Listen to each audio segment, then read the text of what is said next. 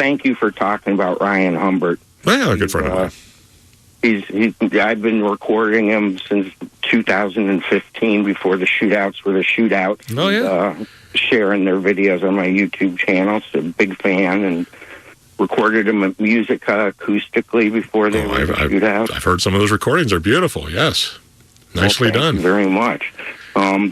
He is going to go down as Northeast Ohio's probably biggest country export, without a doubt. Well, playing the Grand Ole Opry on their 100th anniversary, if that doesn't say something. Yeah, well, that's the thing. He's going to be down there real soon, and that's the trip I was telling you about, Phil, that I might take. It's a 7.5 hour drive, or flight. It's quick, but I haven't decided if we can make it or not. But we're going to try because he asked if we could come, and I've heard the new album. And it doesn't come out till April, but I've already heard it. He brought it over to the house the other day and played on vinyl of all things. So, in fact, the vinyl pressing he brought to me was literally he had to okay it with the record company that was pressing it, whether or not it sounded good or not. He's using my sound system for that. So I guess I must have a decent equipment.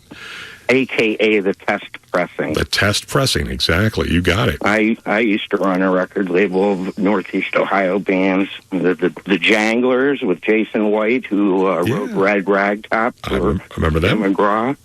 Right. And Roberos, who was one of the first Grateful Dead-ish kind of bands. There you go. And but you're right about Ryan. I will give you some credit there to agree, because this kid, and I call him a kid because he is a kid compared to me, but he's been around a long time and he's been doing it. And I'll tell you what, he's worked his butt off. I mean, he really has. And I think it's not just about him. It's not. He's a giver. He is. Tracy's an example. And his PBS radio, or I don't know if it's PBS, but his radio. Yeah, his radio show he's got. Yes, he's a giver, and that's what people need around here. Yep. And although I did tell him this, the other girl that he has a lot with him on all of his records is Emily Bates. You know, if you record, and we love Emily. And the thing is, I've always said to him, and I said this when he was at the house the other day. We were having Taco Tuesday about a week or two ago, and I said, have you ever thought about doing an album on Em? Because I think she needs one. And she's that good. I mean, I don't know if she's one of those people that likes to be in the background, I think, as opposed to up front. But she's so good. It's like, make a record with her, like Alone. I mean, he's done duet things with her, but I think that'd be kind of fun. Very much so. And then you're hitting on, before Dog Walker was known as Dog Walker, he was known as Business Traveler. Flying. You used to fly a lot? Oh, yeah. Oh, my God. Every other weekend from 1986 till about 1991, I was tied in with making camshafts at Ford all over the world. Wow. And so every other weekend for about a year and a half, I flew to Frankfurt and would go take the train to Cologne, or Cologne as we call it, and go work in the engine plant there, running off a camshaft grinding machine, and buying records and doing all things the bachelor boys would do in Germany, where the ethos of life is... Yeah, you're young and happening. I get it. You want to do it. But so are you afraid to fly now, or are you okay with it? You mean with women or on airplanes? No, I mean in general, because of the accident this morning. We're all afraid of women. Yeah, we have a little fear. Our age, once bitten, twice shy. How about once bitten, 18 shy? So you're staying away from the females.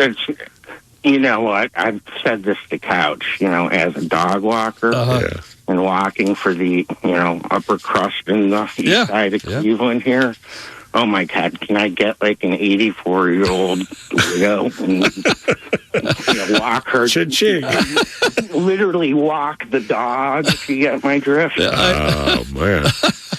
Did you ever, when you were flying, were you ever really, I mean, when I flew all those times, it never bothered me at all, but I just don't care to fly now. But did it ever bother you back then? Not one iota. It was exciting. And literally go back to when we were kids. The first time I flew in 78, you had to dress up in a suit. Yes. It was like we used to dress up. Privilege. Right. Yeah. We used to dress nicely, not just shorts and whatever it is they wear today on the planes, but it's kind of good. But seriously, with this, the crash this morning, or last night and into this morning, we're still on the rescue mission, but that's got to hit home, especially for somebody like you that's flown so many times. Absolutely. I can't remember which plane disaster it was, but there was one that was a flight that I used to take when I'd go work in Timken in England and, fly to London, and there was some flight going between America and London that was a flight number I had been on. Maybe. Oh, man. It's got to send chills. Oh, that one did, I have to admit. Yeah. And it's just, I sure hope it's just stupid old human error instead of... I know, and it's such a shame because there's 64 people on the plane and 3 of our soldiers on the Blackhawk helicopter that collided. So we wish everybody the best, of course, and their families. But all right, we got to run, my friend. Thanks for calling. But thank you for the great stories. Appreciate it, okay? Wonderful. I enjoying the show. So thank you. Have a great day, guys. Thank you very much for the call. All right, let's get you caught up in news. 6:44 right now. Good morning, I'm Phil Ferguson, WNIR News. An American Airlines jet carrying 60 passengers, 4 crew members collided with an Army helicopter while landing at Ronald Reagan National Airport near Washington, prompting a large search and rescue operation in the nearby Potomac River. That continues this morning. The very latest from ABC News.